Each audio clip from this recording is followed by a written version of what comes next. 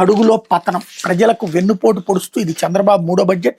కాగ్గణాంకాలను ఉటకిస్తూ బడ్జెట్లో లోపాలను ఎండగడుతూ చంద్రబాబు సర్కార్ నిలదీసిన మాజీ సీఎం వై జగన్. సూపర్ 6, 7 హామీలను అమలు చేసినట్టు గోబెల్స్ ప్రచారం. మూలధనం ఏంపై పొంతన లేని లెక్కలు, సవరించిన అంచనాలకు దూరం. 2025-26లో రాష్ట్ర సొంత పన్నుల ఆదాయం నెలకు సగటున 7,596 కోట్లు. కానీ ఫిబ్రవరి మార్చిలో 36,448 కోట్ల ఆదాయం వస్తుందని చూపించారు. రాష్ట్ర వృద్ధి రేటు పెరిగితే ఆ స్థాయిలో ప్రజల తలసరి ఆదాయం ఎందుకు పెరగడం లేదు?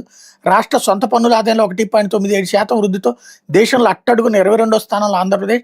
దేశం పన్నుల ఆదాయం 9.64% సాధిస్తేనే జీడీపీ 8-9% వృద్ధి నమోదు చేస్తుంది. మరి కేవలం 1.97 వృద్ధితో రాష్ట్ర జీఎస్డీపీ ఏకంగా 11.75%, 10.75% ఎలా వస్తుంది? మోసపూరిత అంకెలతో బాబు తన డప్పు తానే కొట్టుకుంటున్నారు. కాగ్ నుంచి బడ్జెట్ డాక్యుమెంట్స్ వరకు ప్రభుత్వ లెక్కలన్నీ 2023-24 నాటికి రాష్ట్ర అప్పులు 7,21,917 కోట్లేనని చెప్తున్నాయి. అయినా సరే అప్పులపై చంద్రబాబు దుష్ప్రచారం. గత ప్రభుత్వం 9.74 లక్షల కోట్ల అప్పులు మిగిల్చిపోయిందంటూ పచ్చి అబద్ధాలు అన్నటువంటి వార్తని హైలైట్ చేశారు.